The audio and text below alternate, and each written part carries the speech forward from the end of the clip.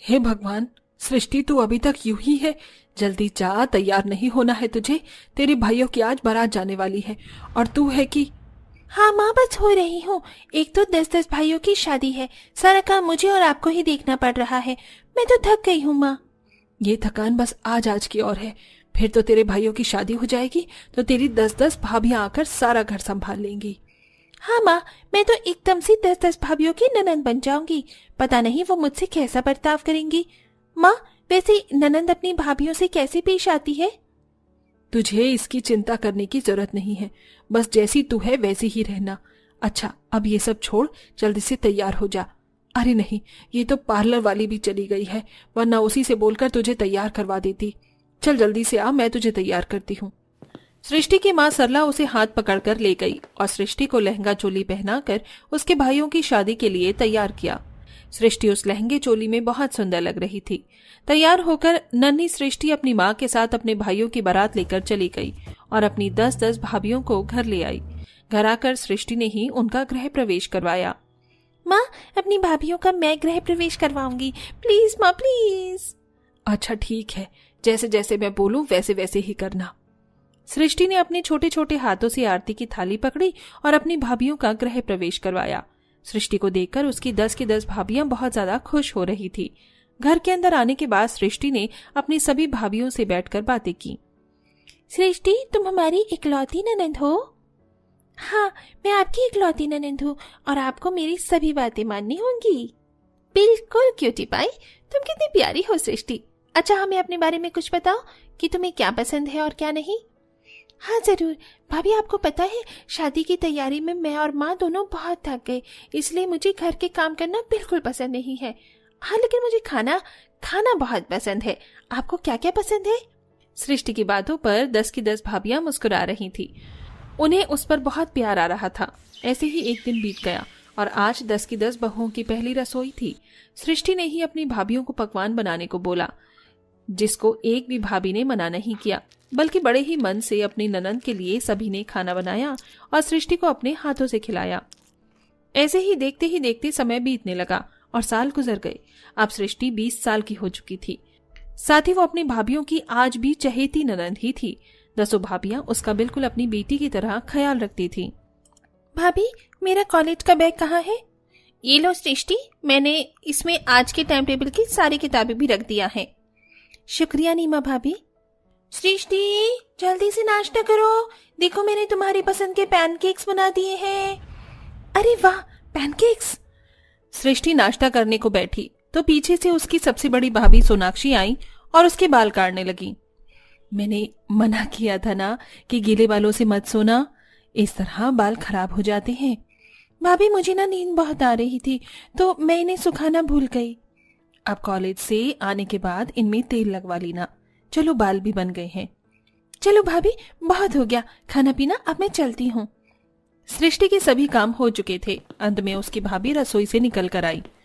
अरे सृष्टि, ये लो टिफिन, मैंने तुम्हारी मनपसंद पास्ता बनाया है। अरे वाह, पास्ता, शुक्रिया भाभी। भाभी, कल तो आप मेरे लिए लंच में स्प्रिंग रोल्स बनाना। ठीक है। 10 की 10 भाभियों ने सृष्टि को उसके कॉलेज के लिए रेडी किया था। अंत में सृष्टि ने अपना बैग कंधों पर डाला और अपनी माँ का आशीर्वाद लेकर वो घर से निकल गई। 10 की 10 भाभियां भी घर के कामों में लग गईं और 10 लोगों ने मिलकर घंटों का काम मिनटों में निपटा दिया। वाह, मेरी तो 10 की 10 बहुएं ही सर्वगुण संपन्न है।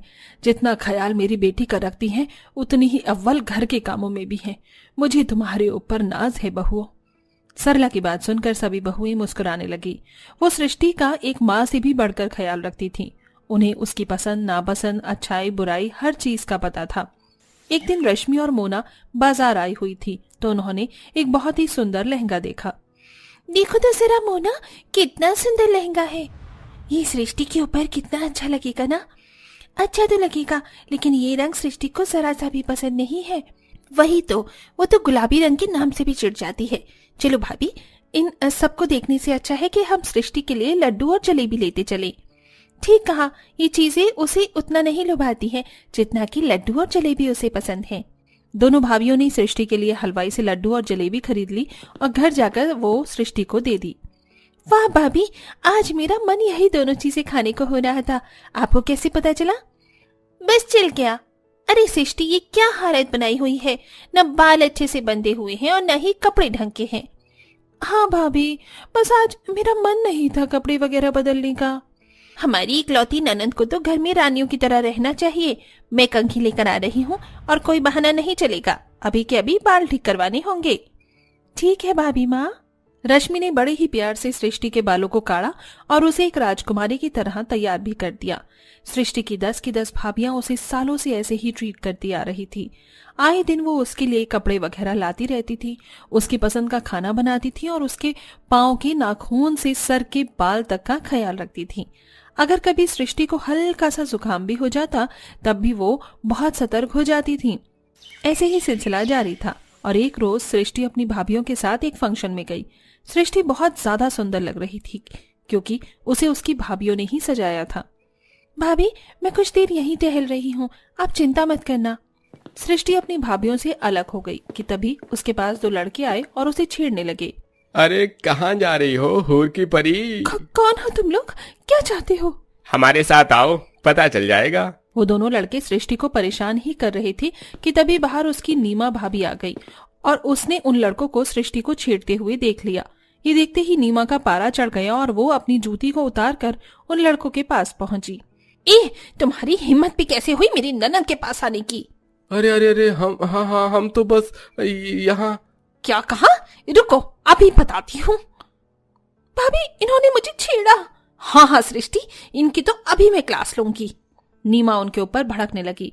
आवाज सुनकर बाकी की 9 भाभियां भी निकल आई और सृष्टि को रोता देख वो सब कुछ समझ गई। सृष्टि की भाभियां उससे बहुत प्यार करती थी।